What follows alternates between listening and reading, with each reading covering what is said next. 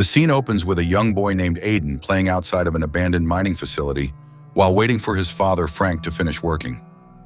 After a while, Frank comes out to meet him at the truck, telling him that he just needs another minute.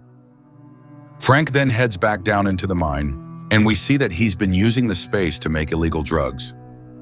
While he and his friend gather up their things to leave, they start to hear some strange noises from further down in the mine. As they head out to investigate, the two men suddenly get attacked by a large creature that appears to have antlers.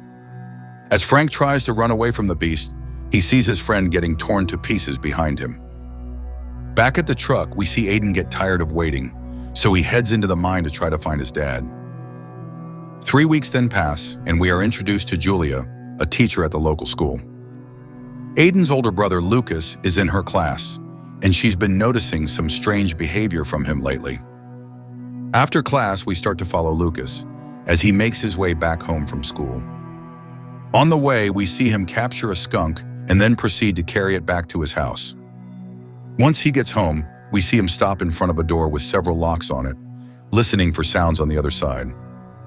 When he doesn't hear anything, he decides to lift up the bolt on the door. Later that night, we see Julia back at her house, where she has been living with her brother, Paul. Apparently, the two of them had a rough childhood, and Julia is uncomfortable living back home again. As Paul heads off to bed, we see Julia start taking old pictures off the wall, putting them all face down on the dresser. We then cut back to Lucas as he huddles up near the locked door inside his house. He starts to hear some animal-like noises coming from behind the door, followed by several loud banging sounds as he holds onto his flashlight in terror. The next day at school, Julia calls on Lucas to read his story for the class, hoping to learn more about him. He stands up and then starts to tell his story, while looking at some pictures in his notebook. His story starts with 3 bears living together in a cave: Big Bear, Little Bear, and Baby Bear.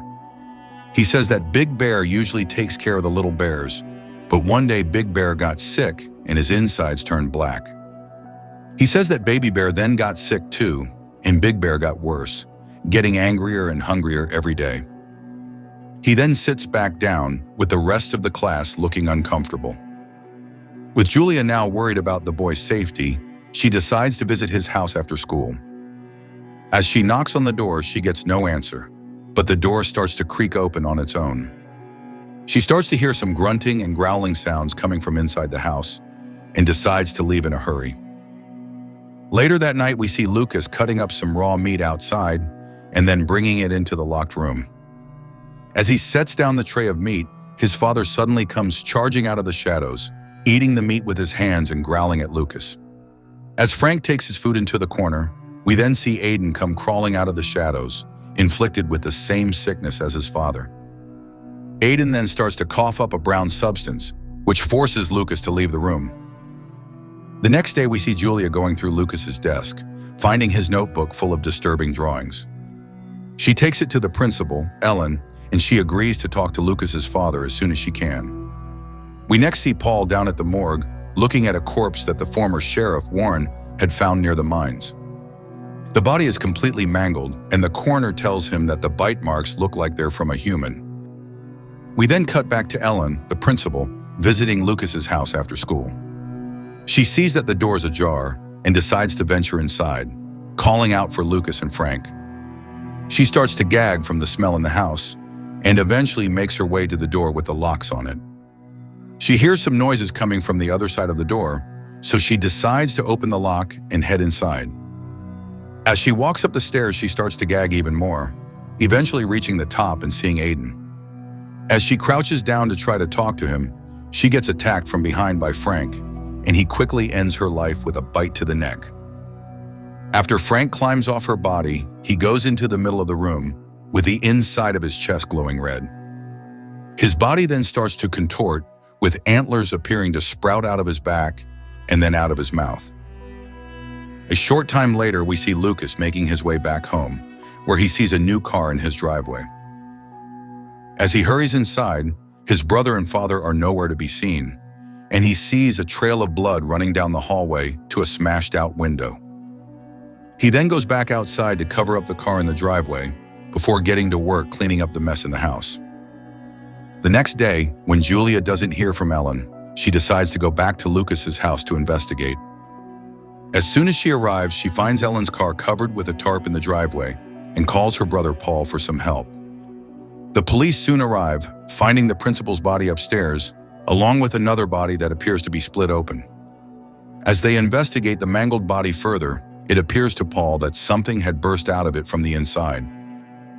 They eventually find Lucas and bring him to the hospital, with the doctor telling them that he may never be the same. Paul and Julia then go to visit Warren to show him some of the evidence they had gathered from the scene. He tells them that he thinks they are dealing with a Wendigo, an ancient demonic creature that only feeds on flesh. He says that the beast can only be harmed right after it eats, and you must make sure to destroy the creature's heart. They eventually leave and go pick up Lucas, with Julia taking him back to their house for the time being. Paul sends his deputy, Dan, out to the house to keep watch until he gets there, and we see him patrolling the area outside. After a moment, he hears what sounds like crying coming from the shed, and he radios to Paul that he's going to check it out. When he enters the shed, he sees Aiden huddled in a box, poking his head out from under a blanket. As Dan starts to radio to Paul again, he suddenly gets attacked from behind by the Wendigo, with its massive antlers piercing through his body. With Dan not responding, Paul rushes to the house as fast as he can, getting out of his car and approaching the shed. Julia and Lucas watch what's happening from inside the house, and Lucas says that his dad is here for him.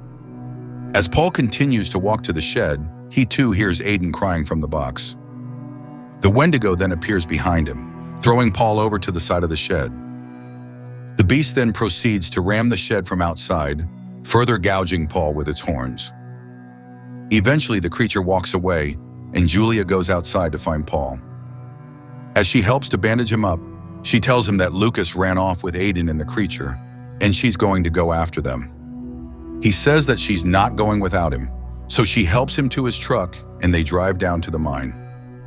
With Paul barely conscious when they get there, she takes his gun and then calls him an ambulance, before heading down into the mine shaft. Once she reaches an opening in one of the tunnels, she sees the two boys standing behind a cart, with the Wendigo breathing heavily nearby. Julia then puts her flashlight on the creature, and we see that it is weakened from eating, like Warren had told them. The beast then turns to face her, and it knocks her down as she tries to shoot at it. Julia then lights up a flare, which seems to scare it, and then proceeds to stab the demon in the chest with a metal pipe. With the creature somehow still alive, Lucas comes over and stabs a knife into its glowing heart, finally making it fall to the ground. Julia then removes the creature's heart from its chest, making sure that it's no longer beating. Unfortunately, this causes the beast to now fully possess Aiden, with his body starting to glow and contort. Julia then does what she must, putting an end to the evil for good. In the final scene, we see Julia and Paul watching Lucas play by the water, wondering if he will eventually get sick too. Julia says that they'll do what they have to and starts to walk away after Lucas. We then see Paul suddenly start to cough, with a brown substance seeming to leak out of his eye.